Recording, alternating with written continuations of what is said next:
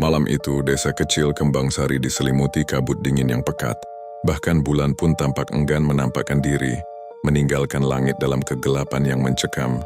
Di tengah keheningan yang mencekik, sebuah teriakan pilu memecah kesunyian dari rumah Pak Wira.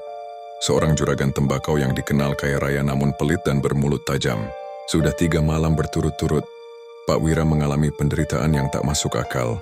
Tubuhnya kurus kering, seolah disedot habis tenaganya, dan di sekujur kulitnya muncul benjolan-benjolan aneh yang bergerak-gerak dari dalam.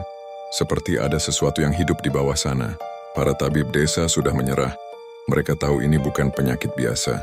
Istri Pak Wira, Bu Lastri, akhirnya memanggil Mbah Joyo, seorang sesepuh yang konon memiliki mata batin kuat dan mengerti ilmu hitam. Saat Mbah Joyo melangkah masuk, aura ruangan terasa tebal dan panas. Seperti ada energi negatif yang terperangkap. "Ma, iya dada, tidak perlu memeriksa lama. Ini santet," ucap Mbah Joyo pelan, suaranya serak. "Seseorang menanam sesuatu di tubuhmu, Wira. Dendam lama atau mungkin iri hati karena hartamu." Pak Wira terbatuk darah.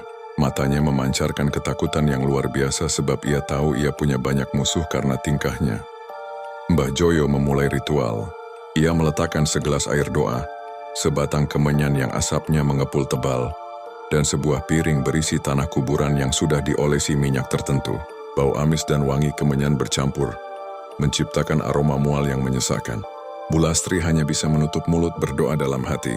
Saat mantra-mantra kuno dilantunkan, benjolan-benjolan di tubuh Pak Wira semakin menjadi-jadi gerakannya. Tiba-tiba Pak Wira berteriak kesakitan luar biasa. Seperti ada yang merobek-robek organ dalamnya.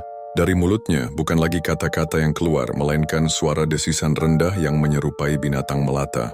"Aku melihatnya," seru Mbah Joyo, matanya terpejam namun keningnya berkeringat dingin. "Paku dan rambut mereka menanam paku berkarat yang dibungkus rambut mayat di dalam perutmu." Santet itu sudah mengakar kuat. Bahkan jin suruhan sang dukun sudah menampakkan wujudnya di sudut kamar, berupa makhluk bayangan hitam pekat yang jangkung. Wujudnya tidak proporsional dengan cakar-cakar panjang yang merayap di dinding. Matanya merah menyala, membara penuh kebencian. Pertarungan batin antara Mbah Joyo dan makhluk gaib itu berlangsung sengit. Lampu di kamar mulai berkedip gila. Angin kencang berputar di dalam ruangan dan semua benda bergetar. Mbah Joyo memukul lantai dengan tongkat kayunya, membuat bayangan hitam itu meraung kesakitan dan menghilang sesaat. Perlahan Mbah Joyo berhasil menarik energi negatif itu keluar. Benjolan di kulit Pak Wira pecah, dan dari sana keluar benda-benda menjijikkan. Nanah kental, beberapa helai rambut panjang yang menghitam, dan 3 bilah paku berkarat yang masih berlumuran darah. Pak Wira langsung lemas, kesadarannya hilang. Santet itu berhasil dikeluarkan. Namun Mbah Joyo tahu ini belum selesai. "Penyantetnya masih hidup dan ilmunya kuat," bisik Mbah Joyo sambil menyelimuti Pak Wira.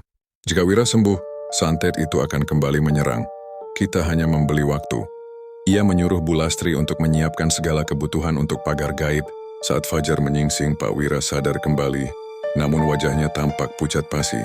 Ia menatap keluar jendela, dan di bawah pohon beringin di ujung pekarangan, ia melihat sesosok bayangan hitam itu kembali berdiri, menatapnya tajam. Senyum licik dan dingin terukir di bibir bayangan itu, seolah berkata, "Kita akan bertemu lagi malam nanti." Ketegangan di Kembang Sari baru saja dimulai.